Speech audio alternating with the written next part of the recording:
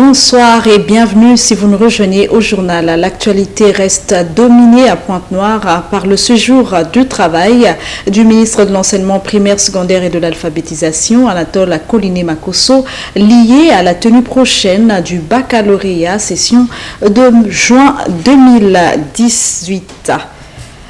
Le ministre de l'Enseignement primaire, secondaire et de l'Alphabétisation, nous l'avions dit, Anatole Koliné-Makosso, a fait une communication à l'endroit des inspecteurs chefs d'établissement et le corps enseignant. C'était dans la salle du 28 novembre 1958 ce matin. Suivez. Au début de l'année scolaire, nous nous retrouvons pour poser les balises. Et à la fin de l'année, nous nous retrouvons également pour faire le point, tirer les leçons du déroulement de l'année scolaire et donner l'orientation pour l'année scolaire prochaine. C'est ce qui a été fait. Nous en avons aussi profité pour tirer les leçons de la préparation des élèves au baccalauréat. On a ensemble fait le point de l'accueil des élèves et reprécisé certains principes. Par exemple, l'encadrement des élèves qui présentent toujours certaines dispositions, les prendre pendant cette semaine pour qu'ils ne puissent pas avoir des confusions dans la restitution de leurs connaissances. Les élèves qui ont fait une prestation moyenne au bac blanc, il ne s'agit pas de penser que quand les carottes sont cuites, que les choses sont au point, mais ils ont besoin de voir ces connaissances consolidées pour permettre une meilleure restitution. Et ce sont les directives que je donne pour que dans les 10 jours qui suivent, avant le bac blanc, que les élèves qui ont eu au bac blanc 8, 1050, tout au moins qui ont une prestation moyenne, soient encadrés de sorte que les connaissances soient consolidées et qu'elles soient mieux restituées au baccalauréat. Avec tous les efforts que nous sommes en train de fournir pour lutter contre la fraude scolaire, la surveillance reste un peu le temps commun. Parce que les enseignants que nous responsabilisons dans la surveillance des examens au niveau des salles d'examen sont un peu complaisants. On a même envie de dire complices de certains comportements de fraude. C'est par ces surveillants justement que passent les travaux de laboratoire, c'est-à-dire ces gens qui font des sujets à l'extérieur et qui les envoient aux élèves qui sont en train de composer dans les salles de classe. Or, comme j'ai fait remarquer, ces surveillants sont pourtant pour la plupart des enseignants. Il n'y a aucune raison qu'un enseignant qui est mandaté à une tâche de surveillance dans une salle d'examen puisse laisser passer des comportements blâmables comme cela. Il ne rend aucun service aux élèves. Nous nous sommes tous posé la question, quel service rendons-nous aux élèves lorsque nous encourageons la fraude pendant le déroulement de l'examen? On ne verra aucun service parce que cet élève qui pourrait avoir le baccalauréat ou le BPC dans ces conditions n'aura aucun mérite et ne pourra pas suivre ses études normalement au-delà du baccalauréat ou au-delà du BPC. Donc nous avons attiré l'attention des inspecteurs et des chefs d'établissement qui nous recommandent souvent ces enseignants à la surveillance que désormais l'enseignant surveillant indélicat, défaillant ou qui se soit rendu coupable ou complice de comportements frauduleux subira des poursuites pénales, oui, il va encourir des poursuites pénales, des sanctions pénales, mais le chef d'établissement qui l'a recommandé ne sera pas épargné. L'inspecteur qui l'a recommandé ne sera pas non plus épargné parce qu'il aura recommandé à l'administration un agent indélicat et il devra lui aussi subir des mesures administratives. Pour le compte du baccalauréat technique, jour J-2, les élèves de la terminale de l'enseignement technique et professionnel vont affronter les épreuves écrites du baccalauréat session de 5 juin 2018. Plusieurs mesures sécuritaires ont été prises pour le bon déroulement. Ferrand Onouabou.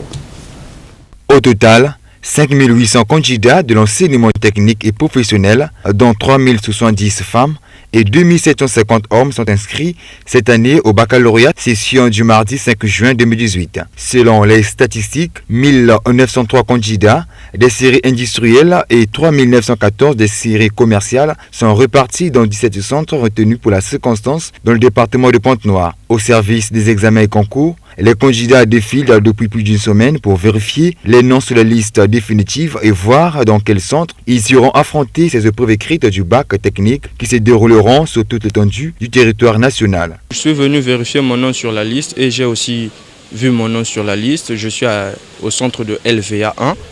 Je suis candidat à l'Institut africain de technologie. Donc je vais affronter le bac et je suis prêt. Vraiment, je m'attends à être admis, vraiment satisfaire mes parents. C'est ce que je veux de moi. Pour le bon déroulement de cette session du bac, le gouvernement a pris des mesures vigoureuses afin de dissuader des éventuels cas de fraude. Les mesures sécuritaires, vous savez qu'un examen d'État, il faut toujours la police, la sécurité ne manque pas. Nous avons déjà écrit, donc nous n'avons pas de problème, nous attendrons les agents de l'ordre. Vous savez déjà qu'il y a une note qui a été prise en amont, avant, même depuis 2015. Et cette note, elle est d'actualité. Pas de portable, pas de calculatrice programmable. Nous avons poussé, vous savez, nous avons découvert pendant les épreuves écrites, les épreuves pratiques, il y a même des enfants qui ont des espèces de montres, mais ce ne sont pas des montres, ce sont des téléphones. Et donc ces choses-là, nous n'en voulons pas. Donc toutes ces choses-là, normalement, les parents devaient faire des efforts à ce que les enfants ne les emmènent pas au niveau du centre. Parce que quand ces choses-là sont amenées là-bas, je vous assure que les enfants, ils sont capables de beaucoup de choses. Ils ne savent pas ce qu'ils peuvent récolter comme sanction. Et vous savez, 3 ans, c'est beaucoup. Nous ne voulons même pas les sacs, parce que les sacs, on n'en a pas besoin. Donc ceux qui vont apporter leurs sacs, ils vont être loin de l'établissement. La directrice départementale de l'enseignement technique et professionnel de Pointe-Noire, Jacqueline Konko, ne s'est pas empêchée d'attirer l'attention des candidats à bien se tenir. On l'écoute. Les enfants, il faut savoir que le bac ne se donne pas. Depuis un moment donné, je m'évertue à le dire, que le bac se mérite, ça ne se donne pas. C'est vrai qu'il y a des marchands d'illusions là, qui viennent toujours dire aux enfants, je vais faire ceci, je vais te donner ceci, apporte le téléphone.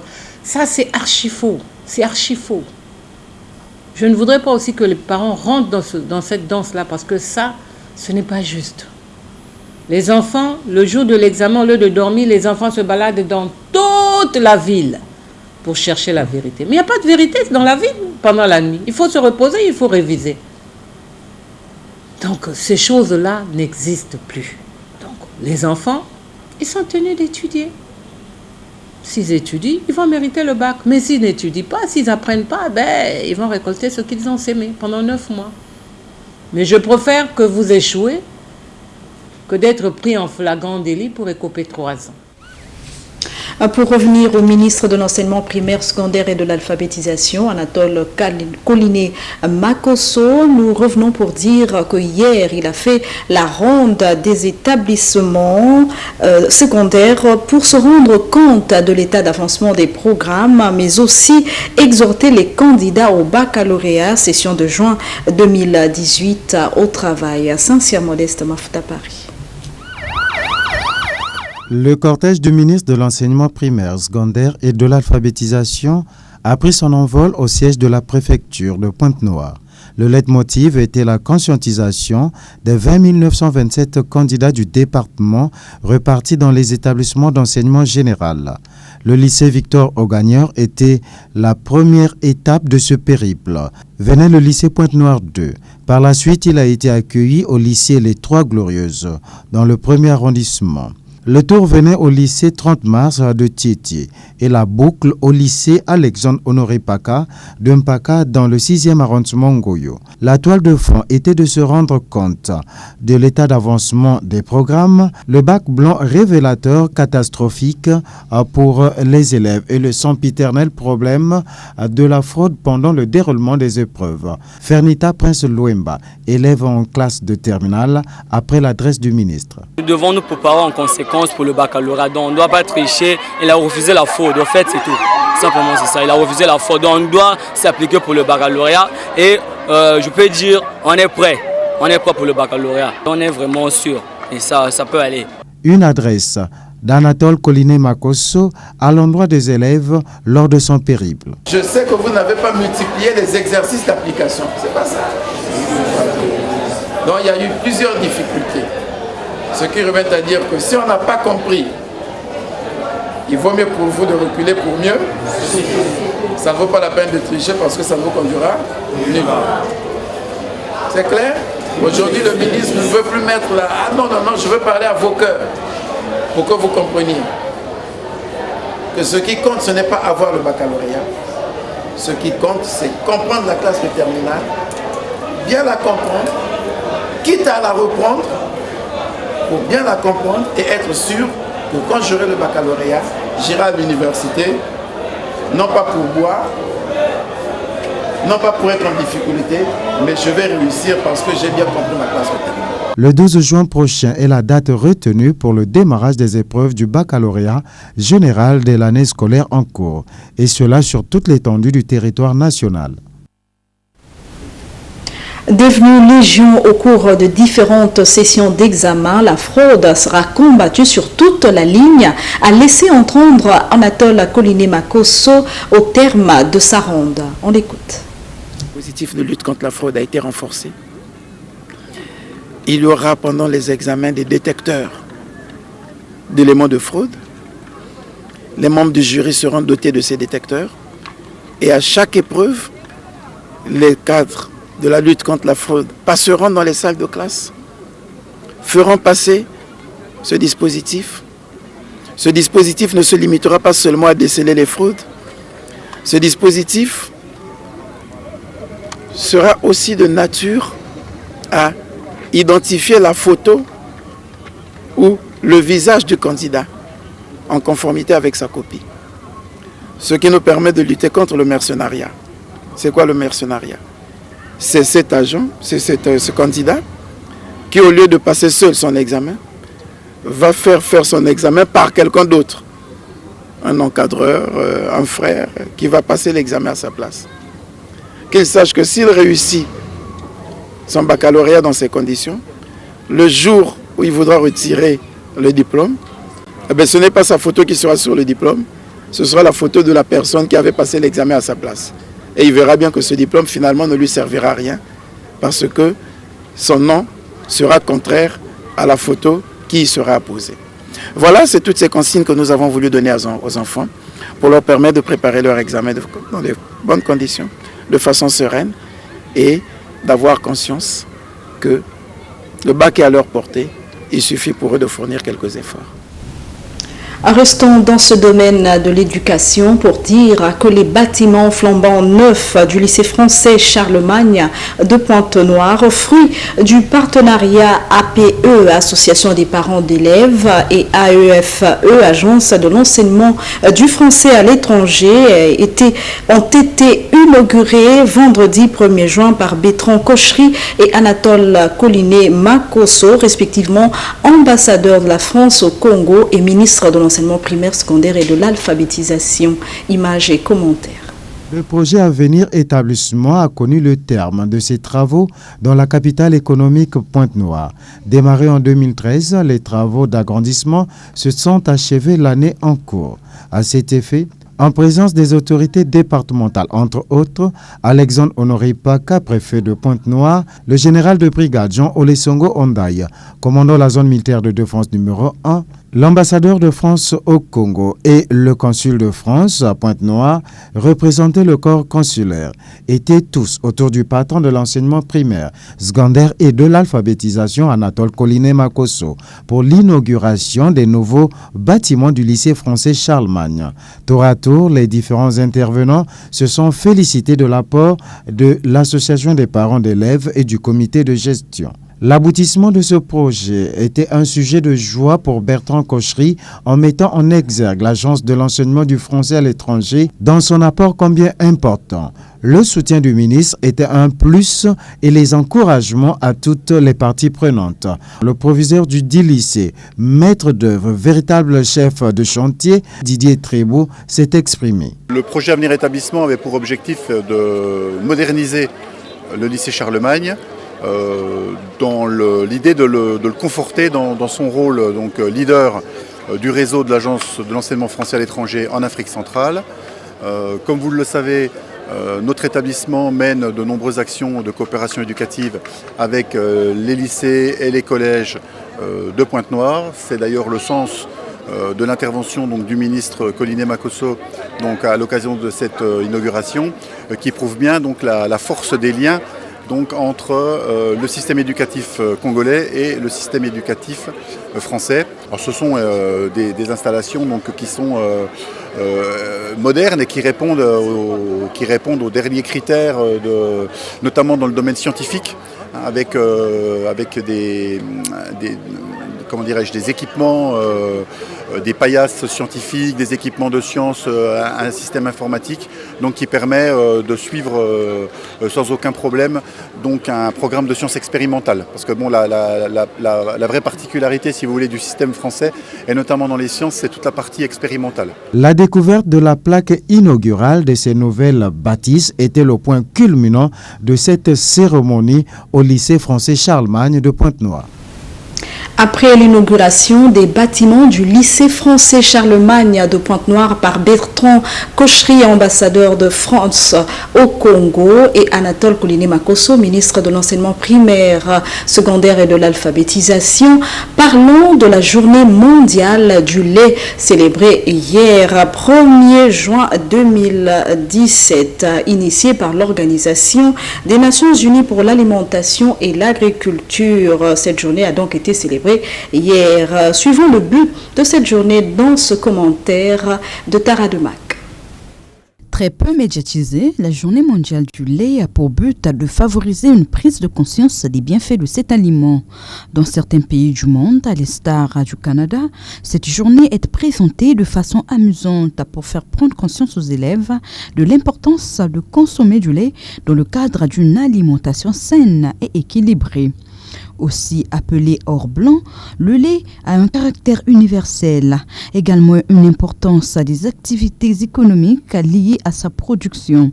Producteurs, transformateurs, consommateurs célèbrent le lait, les filières et ses produits le 1er juin de chaque année. Une petite dose de culture dans cette édition. La musique tradimoderne joue un rôle très important dans le rayonnement de la culture congolaise car elle nous permet de conserver nos valeurs ancestrales. Alfred Bangat.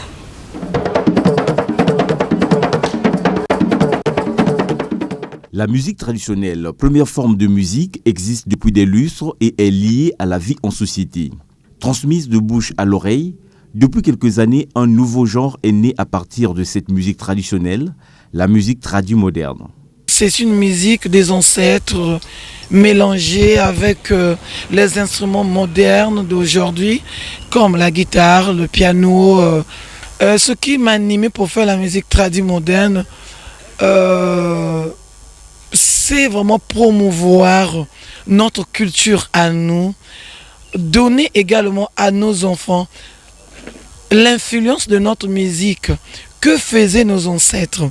Et ça nous a demandé également de ne pas perdre nos couleurs, faire savoir au monde d'où on sort, que faisaient les ancêtres. L'apport des instruments modernes a permis au genre de se redonner une seconde jeunesse sans pourtant se dénaturer. Bien au contraire, son intérêt s'est accru. La musique tradie moderne Bembe est la toute première qui a été dansée dans les boîtes de nuit. Nous avons un devoir de conseiller, d'éduquer, de transformer cette jeunesse perdue. Cependant, la musique tradie moderne connaît de nombreuses difficultés à s'affirmer sur le marché du disque. Ce qui rend impossible la conquête du marché national déjà lui-même très étroit. Nous les musiciens tradis modernes, on souffre. On souffre. On nous critique. Difficile également à trouver les producteurs. Tu vois, on est en train de faire l'autoproduction. Depuis que moi, Tewane, surtout moi, que j'ai commencé la musique, à chanter, à exercer dans le tradit moderne, ça me pousse même demain ou après-demain de laisser. Mais je vois, mais si je laisse, qui demain fera connaître notre culture à nous? les chansons et les mélodies musicales traditionnelles congolaises ont encore, dans une large mesure, la fonction presque magique et surnaturelle d'élever tout danseur potentiel à un très haut niveau d'excitation, jusqu'à un seuil qui peut le faire vibrer fébrilement. Enfin, en sport, parlons du mondial 2018 qui pointe à l'horizon. La FIFA a dévoilé les noms des 36 arbitres principaux et des 63 assistants retenus pour la Coupe du Monde 2018. Pour la première fois, 6 arbitres principaux sont issus du continent africain. Un seul, le Gambien Bakary Gassama, a déjà officié en Coupe du Monde. Découvrez les 6 moustiquaires, s'il vous plaît, africains dans ce récit de Saint-Cyr Modeste, Mafuta Paris. La Coupe du Monde approche à grands pas. Plus que quelques jours pour que les pays qualifiés à cette compétition mondiale puissent fouler les stades de la Russie. Il faudra encore attendre un peu de connaître les listes définitives des joueurs sélectionnés des 5 pays africains, à savoir les Pharaons d'Égypte, les Lions de l'Atlas du Maroc, les Super Eagles du Nigeria, les Lions de la Teranga du Sénégal et les FNEC de Tunisie. Mais on connaît déjà les 36 arbitres principaux et les 63 arbitres assistants retenus pour officier durant la compétition. La commission des arbitres de la FIFA a publié sa liste le jeudi 29 mars dernier. Et pour la première fois dans l'histoire du mondial, 6 arbitres issus de la Confédération africaine de football, CAF, sont sélectionnés en tant qu'arbitres principaux. Le précédent record datait du mondial 2002 au Japon et en Corée du Sud, où 5 arbitres africains avaient officié. Pour cette édition 2018, le Gambien Bakary Gassama, 39 ans, sera l'un des plus expérimentés. Parmi les 6 retenus, il est le seul à avoir arbitré un match, une rencontre de poule entre les Pays-Bas et le Chili lors de la dernière Coupe du Monde en 2014. Les 5 autres arbitres principaux africains sont l'Algérien Mehdi Abid Sharef, 37 ans, le plus jeune des 6. Le Sénégalais Malang Diédou, 44 ans, le doyen des 6. Suivra l'Égyptien Argead Krisha, 42 ans, le Zambien Djani Sikazwe, 38 ans, et l'Éthiopien Bamlaka Tessema Wayesa, 38 ans également. Malang Diédou et Gayed Krisha ont arbitré lors des Jeux Olympiques 2016. Djani Sikazwe, comme plusieurs des autres hommes au sifflet retenus, a arbitré les finales continentales et plus récemment la finale de la Coupe du Monde des clubs 2016 et la finale de la CAN 2017. Un séminaire est prévu pour les arbitres durant 2 semaines avant le début de la compétition. La commission des arbitres désignera ensuite quelques officiels qui tiendront les rôles d'assistants vidéo. Tous seront suivis attentivement et un ultime séminaire se tiendra à Moscou 10 jours avant le début du mondial 2018. Et voilà, c'est fait. Vous savez tout sur les 6 mousquetaires africains. C'est aussi la fin de cette édition. Merci à tous de l'avoir suivi. Très bonne suite des programmes sur MCR TV. Au revoir.